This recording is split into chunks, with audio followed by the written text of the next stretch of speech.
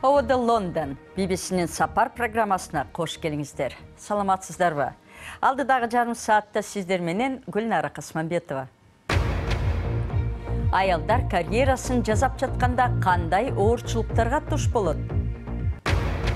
Спорт аялдар үчүн эмес деген мамилени жеңсе болобу? Мээримдүүлүк жана кайраттуулук оор илдетине карабай майып баланы багып алган эне.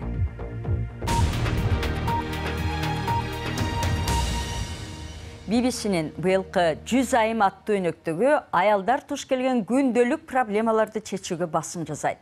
Алдыдагы бир ай бою BBC дүйнөлүк кызматы дүйнөнүн булуң бурчунан баяндап турат. Ал эми бүгүнкү сапарыбызда аялдар эмне себептен кызматта жеңил өсө албайт деген маселеге көңүл бурабыз. Сиз же өтө эле жоошсуз, же өтө эле тыңсыз. Дүйнө боюнча жетекчилик кызматындагы ар бир 4 кишинин бири аял киши. Бирок компанияларды алсак, аялдар эң башкы жетекчиликтин 12% гана түзөт. Бизнес чөйрөсү аялдарды кемсинтип жатабы? Мисалы, Силикон өрөөнүндө жетекчилик 10 кызматтын бирине гана аял коюлган. Технология тармагындагы алдыңкы фирмада жүргүзүлгөн сурамжылоодо аялдар башкы көйгөйү эмне экенин билдирген. Алардын 60% сексуалдык асылууга дуушар болгон. 65% аял болгону үчүн көптөгөн иш-чарага катышпай калганын айткан. 84% өтө эле албуттуусуң деген жеме уккан. Аялдарды үстүдө айнек шып гана тоспостон, алар өйдө карай сынык шааты менен чыгып жаткан оңду. Натыйжада эркектерге салыштырмалуу 2 эсе көп аялдар технология тармагындагы жумуштан кетип тынат. Эмне себептен жетекчиликте аял эркек тең салмагы болгону маанилүү? Аял эркек аралаш болгон жетекчилик алдында компаниялар дурус натыйжага жетери иликтөөдө аныкталган. Мындай тең салмактуулук кагаз үчүн гана эмес, иш үчүн да ыңгайлуу.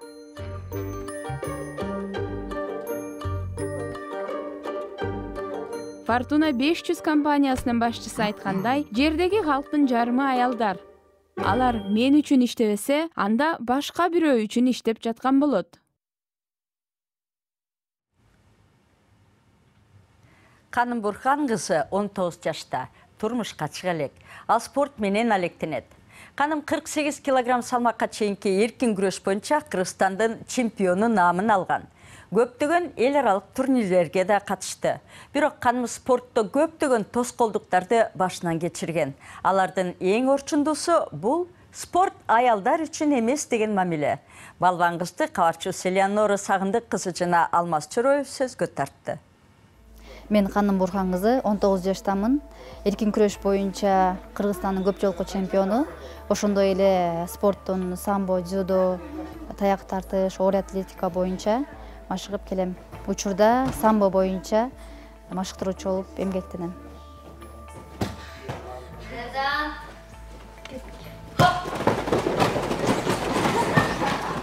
Спортко кичинекей кезиптен баштап кызыгабыз. Атам тренер болчу. Атамды көрүп, биз спортко кызыгуубуз чоң болгондо. Негизи буну мен эркектердин спорту деп эсептебеймин. Гимнастиканы деле бул только аялдаркы деп эсептебеймин. Көпчүлүк ошол суроону беришет да, чынын айтканда аял болгонун үйдө отурсун депчи.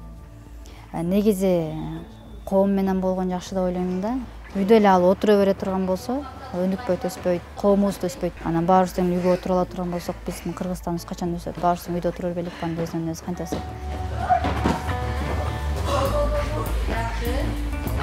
Даярдан, экинчиден. Кыргызстанда аялдар үчүн машыгуу залдары жетишсиз.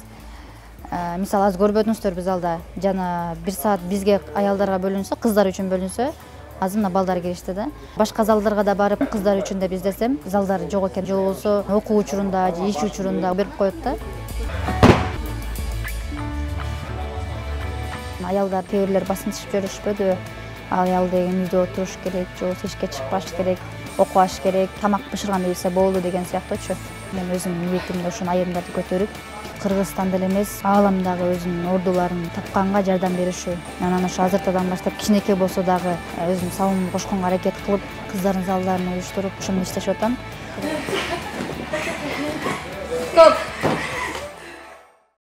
Кыргызстанда укук коргоочу айымдар дегенде дароо эле Азиз Абдрасулова, Төлөйкан Исмаилова сыяктуу айымдар эске түшөт. Алар жабырлануучунун укугун коргоо оор иш дешиди.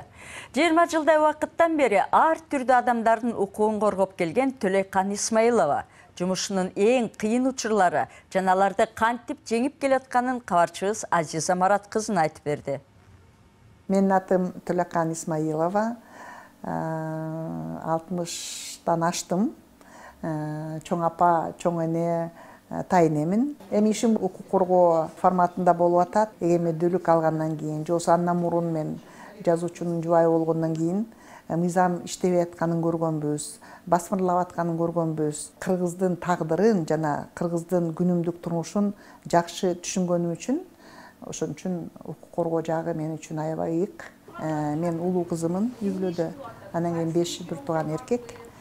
Ошон үчүн мен аябай эрке жана атам мен айтчу, сен эч качан балдардан кем калба, ляңгини жакшы теп, көлдү аябай жакшы сүз, кыйынмын деп көрсөткүн депчи. Биз апабыздан коркчубуз бир четинен, экинчи жактан ушу апамдын тарбиясы укук коргоо мезгилде коркпогонго, тоскоолдуктарды жеңгенге кичинекейибизден үйрөттүр да. Мен айткым келбейт, биз укук коргоочуларыбыз особый ушундай деп статусту. Бул укук коргоо деген ички руханий дүйнөдө да. Анткени сен эгер кошунаңды сабап атса, же болбосо ошол эле 5 балалуу болуп, жапа чегип, келин отурса, кайненеси, туугандары басмарлап, жардам берсең болот. Жесир аялга мамилесин ушундай бир өзүмөн өткөрдүм.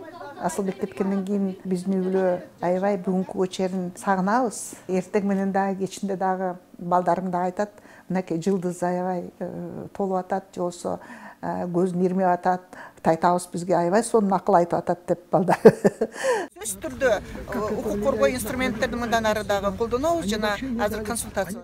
Бул укук коргоо деген журналисттерде эле баягы чыр-чатак, мыйзамсыз иштер болуп атканда конфликттин ичинде болосуң да. Анткени өзүң көрбөсөң, өзүң укпасаң, эч качан жакшы колдой албайсың ал кишини. Укук коргоо деген бул өкмөт же болбосо система адамдын укугун бузууда. Укук коргоочунун миссиясы мындан да жаман кылбай коюш керек деген эсиңде болуш керек да. Сен опурт алып бирөөнү бат-бат жасап койсоң, балким эртең жарашып койсо болот аны, туурабы? Сөзсүз эле түрмөгө кетириш эмес, сотко бериш эмес, карап көрсөң болуптур кетсин 10 жылга, 5 жылга. Андан ким утат? Өзүбүздүн фокус группа бар. Ошол фокус группа ким? Бул деген ошол жапа чеккен адамдар, мигранттар, мигранттардын балдары, аялдар зомбулуктан жана ушул кыйноого калган адамдар. Мен аябай кыйналган учурлар бул 2000-жылдагы парламенттик, президенттик шайлоолор. Биринчи жолу ушул 7 дубандын активисттери туруп, таза шайлоо болсун, демократия болсун деп ушул биринчи жолу чыкканда 2000 байкоочу. Каска кийгизишип мага, анан гезиттерге бетимди көрсөтпөй, чыккынчы, бул деген чет мамлекеттик агент деп макалалар чыкканда, ошондо апам 70-тен ашып калган, күндө чалып, кызым эмне болуп атасың, ушундай болуп атат деп. Бирок атам мен барганда гезиттин баарын карап туруп анан күлчү да, күлүп туруп анан ай молоток деп койчу. Анан мен ойлочумун, атам түшүнүп атат деп. Баягы узен кокушту берип атканда биз форум жасайбыз дегенде ошо түптөн баштап балыкчыдан чыкканга чейин ОПГнын балдарын жалдашып машина менен кууганда бизди милициясы да баары тең ошол форумдарды жасабагыла, талкуулабагыла депчи. Репрессияны көп көрдүк. Анан эң татаал нерсе бул 2002-жыл баягы Аксы трагедиясы. Ошол мезгилдер жүрөгүбүздү да оорутту, ден соолугубуз да кетти, жаман таасирин берип атат. Бирок мен эч кандай өкүнбөйм, эч кимге мындай доом жок. Анткени бул өзүмдүн чечимим болчу, бул жарандык сезим. Атамбаев мырза бизди кемсинткенде Азиз экөөбүз реакция кылдык сразу. Сот бизди жактаган жок, бирок биз коомчулукка көрсөттүк Азиз экөөбүз. Канчалык адамдык касиетти эч ким тепсилегенге Кыргызстанда мүмкүнчүлүк жок. Азимжан Аскаровду жактаганда дагы көп уктук. Кемсинткенди, тилдегенди, коркутканды, тоногонду, маңдайыбызга туруп алып өлтүрөм дегенди. Ошол эле балдарым үчүн да көрүп атышат да кандай кыйынчылыктар, керек болсо алар өздөрү жапа чеккен күндөр болгон. Сабалган, кордолгон, туугандарым жумушсуз калган. 2 жолу айткандыр кап деп. Бирок негизи баары түшүнөт эмне үчүн ушундай жасап атканыбызды. Гүлгакы Нарында турат. Ал онкологиялык илдетке чалдыгып, бир нече оор операцияларды жасаткан.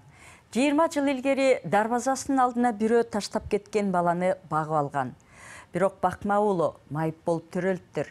Бул айым кайраттуулугу, майып уулуна болгон мээримдүүлүгү аркылуу жашоого болгон умтулуусун сактап келгени жөнүндө эмки тасмабызда.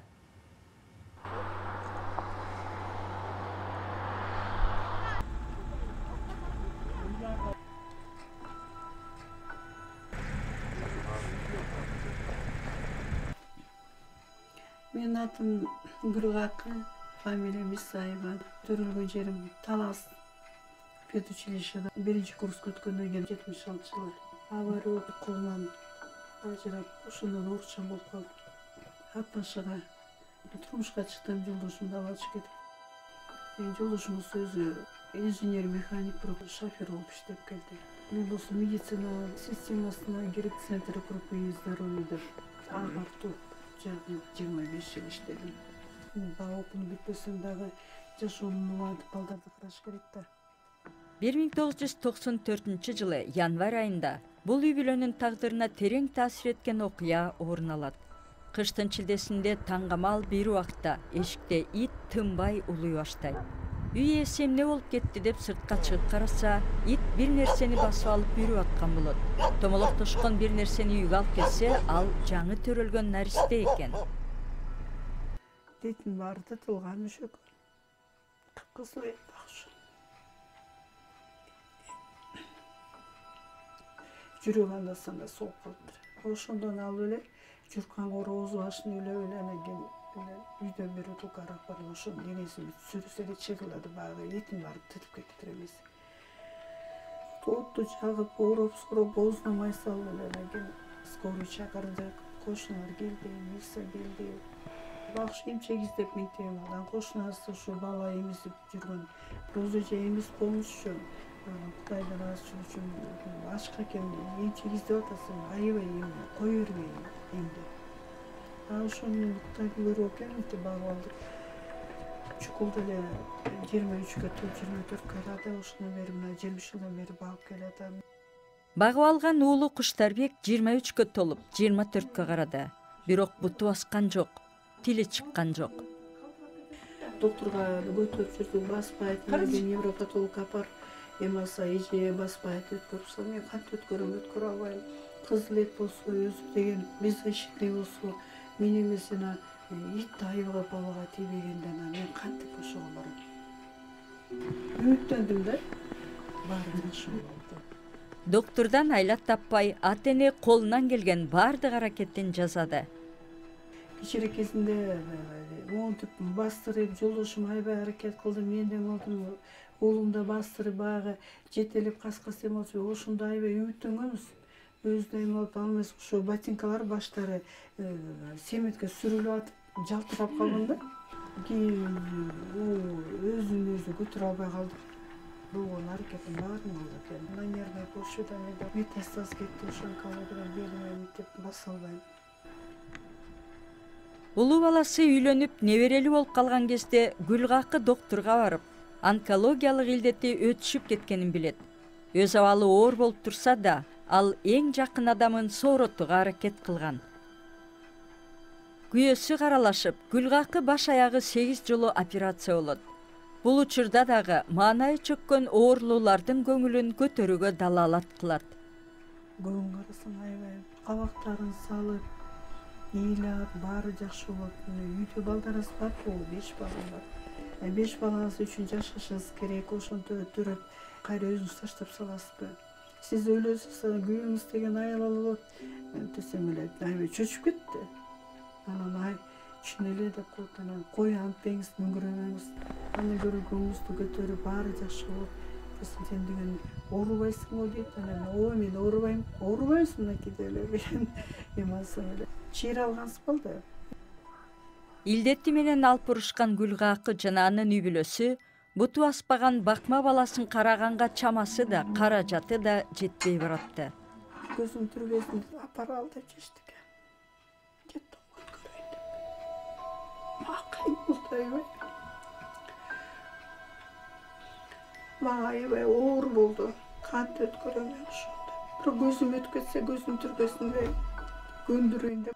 Ал кезде таягы жок баскан Гүлгакы уулу Куштарбекти коляска менен сүйрөп, паркка алып барып, белгисиз бирөө аны эшиктин алдына таштап кетип, 3 күндүк кезинде багып алганын айтып берет. Уулума жолдош кылып багып алсам, мындай болуп калдым бала. Мени да кечир, мен да мондай жаман ооруга калдым. Бирок мен эч качан мен чөгүп менен башымды ылдый кылбайм. Мен деген баарына сабырдуу кылам. Сен да сабырдуу бол. Мен сени жакшы болсом алып кетем. Кокус көзүм өтүп кетсе мен арманда кетпейин. Сен да мени туура түшүнгүн десем, колдорунан өпкүлөнөп, тизесинен чөгөлөп туруп ыйладым. Колдорунан өпүп, кечир мени деди. Сен да мени туура түшүнөсүң, бакшы мени кучактап, төшүмө башын жөрөп, букулдап ыйлады, кучактап, колдорунан өпкүлөп ушинтип, тизегилеп туруп, чөгөлөп кечиресиң балам. Ооба. Анан мындай дарыны эме кылып талкалай ичпейсиңби деп эме. Анан рахмат балам. Дары да болот, Кудайдын колунан эмеспи. Сен да мүктүрөбө, сенде балдар бар балам. Сен да жактан дос табасың, өкмөт сени карайт балам. Кудайга деле ыраазымын ушу сени берип, сени ушу өчүтап. Рекске да рахмат сени аман алып калганыңа деп ушинтип эме алып бербез. Кезектеги химиялык процедурасына барарда Куштарбекти Беловодскийдеги балдар үйүнө алып барып өткөрүшөт. Мен а дегенде биринчи болгондо залдан кирсем бир бала жүрүп келди. "О, моя мама" дегенде. Она говорит: "Представьте, это какое имя". Соберите меня, деди балдар. Ана Кудайдан тиледим ушу балдар баарына жардам бер Кудайым. Колума келсе баарын эле багып алат элем, эмне алам депчи. Кудайдан тилеп кылып чыгып кеттим. Өзү айкы илдет менен ооруганына карабай, басса турса уулунун апалап чакырганы кулагына угулуп, нанга жетпей атканы элестеп, эненин жүрөгү чыдабайт. 2 ай дегенде ал бакма баласын кайра нарынга алдыртып келет. Гейтлик үйгө дегенде эле мен жинайлап атып чыгып турдум. Экөөбүз кучакташып, азыр шофёрду да ыйлаттык. Жерге чоң таштап койдук. Обезболивающий, температурасы 38 кирдик, чачымды алды, бакты бүт. Дезинфекциялап, бет обработка кылып, бооруда буткеге алып келди. Жөтөсү артына жылып калат, кабыргалап көрүнөт, айры. Бакшы ишин албайт. Мындай жугунат тамакты ошондо лагман жасап алып анан. Могу күрөң табакты чуңкур табак, ушу мен экинчи жейт. Нанды деле жеп атат, бүт деле жеп атат эме. Мындай экен деп коет. Мен мындай жегем жок дейт, курсагым ачты дейт. Ыйладым дейт, корктум дейт. 2 колдоп да чакырдым дейт терезени карап. Улам ыйлайт, колдорунан өпкүлөйт. Коркпо, баары жакшы болот анан. Ошондо 2 ай дегенде өзүнө келип үйдө отурабыз эми.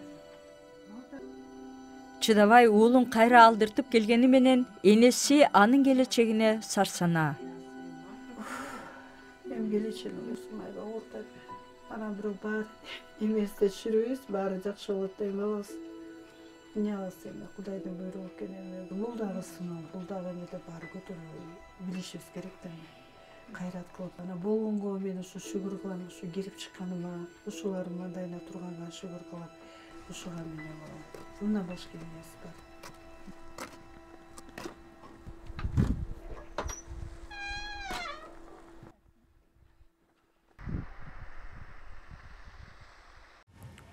Зуракан Давлеталиева айымдын ишмердиги тууралуу Кыргызстанда кеңири коомчулук биле бербесе керек. Ал Тажикстандагы атуулдук согуш учурунда курчоодо калган жерге тал аймагында элге көмөк көрсөткөнү үчүн Кыргыз өкмөтүнүн Данакер медалы менен сыйланган. Анын эмгегин Тажикстан өкмөтү да белгилеген. Кабарчыбыз Сакчылпон Кочиева Зууракан айымды маекке тартып, анын согуш учурундагы гуманитардык ишмердиги тууралуу сурады. Мен өзім азыр Тажикстанда жашасам дагы, бирок мен өзім Кыргызстандан боломун, Токтогул районунан. Токтогулда окууну бүткөндөн кийин Кыргыз мамлекеттик университетинде чет факультетин 5 жыл ушул жерде окуп бүтүп, Жеретал районунан анан турмушка чыктым эле. Жолдошум дагы университеттин историкалык факультетин бүтүп, жолдошум жашаган Чобой деген кыштак бар. Ошол жерде 2 жыл мугалим болдум. Орус тилден, английский тилден окуучуларга сабак берип, 2 жылдан кийин райком комсомолго ишке кирдим. Партийный школага жөнөтүштү. Ташкентке барып, очно окудук. Жолдошум менен бирге, бир балам, бир кызым бар эле. 1 жыл окугандан кийин дагы кайра мени чакырышып, райком партияга 2-чи секретарь кылып тайындады. Центральный комитеттин 1-чи секретары. Ошондо мага айтты, мына 1-чи болуп, национал аялдардан сени 2-чи секретарь кылып атабыз райком партия. Эч качан аял болгон эмес эле, жакшы иштесең, жакшы эме кылсаң, сен аркаңан башка аялдар барат деди. Албетте дагы ушу күнү-түнү иштеп, аракет кылып, 1 жылдан кийин анан орден знак почета алдым ошондо. Кыргызстандан барып, ошол жерде жашап, ийгиликтерге жеттим. Тажикстандын өкмөтүнө, Жеретал иштегендерге, мына элдерге аябай ыраазымын да. 9 жыл ошо райком партияда иштедим. Мени аябай жакшы колдоп келишти. Ушул Тажикстанда жанагыдай атылдык согуш жүрүп, куралдуу аракеттер жүрүп жаткан учурда сиз Жереталга аким болуп дайындалдыңыз. Өзүңүз аял киши болсоңуз, анан тегеректе жанагыдай кырдаал болуп турса, ишиңиз кандай болду? 90-жылдары ошо башталганда мен депутат болчумун. Тажикстандын анда Верховный совет депутаты элек, ошо согуш маалда сессияда азыркы биздин президентибиз барго, Эмомали Рахмонов ошону тайындаганбыз. Мына ноябрда мына 25 жылдыктын ошо сессиянын 25 жылдыгын өткөрөбүз. Ол убакта аябай кыйын эле. Адамдар да ар түрлүү болчу. Бирөө коркутчу, бирөө кашчы, бирөө тияка кетчи, бияк кетчи, ар түрлүү ойлорду айтышчу да. Ошо согуш башталгандан кийин өтө кыйын болду да. Бардыгы качып ар жака, ар кимси кетип, бүт Тажикстанда өкмөт калган эмес эле. Эч ким калган эмес эле. И ошол маалда мына Эмомали Рахмонов өзүнө ушундай оор күндөрдү, ушундай оор жүктөрдү өзүнө алып, анан ошондон бери мына иштеп келе жатабыз. Анан кийин мени Жеретал районунан аким болосуң деп чакырды биздин президент. Чакырганда Душанбеден Жереталга жеткенче дагы 5 районду өтүш керек да. 5 районду өткөндө бир 2 району өкмөттүн адамдары эле, солдаттары. Анан нары 3-4 райондо бүт жанагы маджахеттер ээлеген болчу да. Ошол маалда президент чакырып айтты: "Канча жылдан бери иштедиң, союз убакта, тынчтык убакта иштедиң.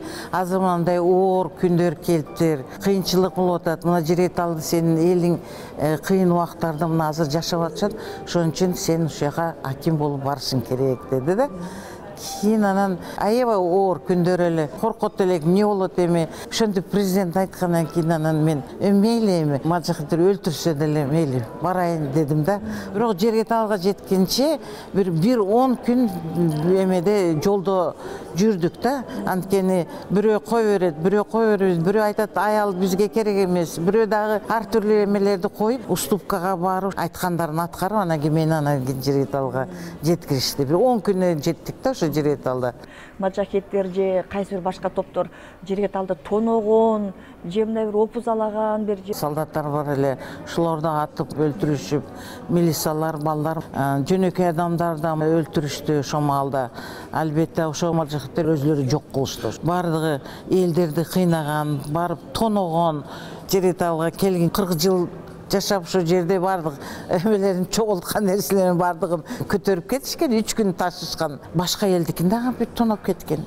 Келиндердин, төшөкчүлөрүн, дивандарын көтөрүп, Жереталда мына 70 000 мал эле эч нерсе калган эмес мына.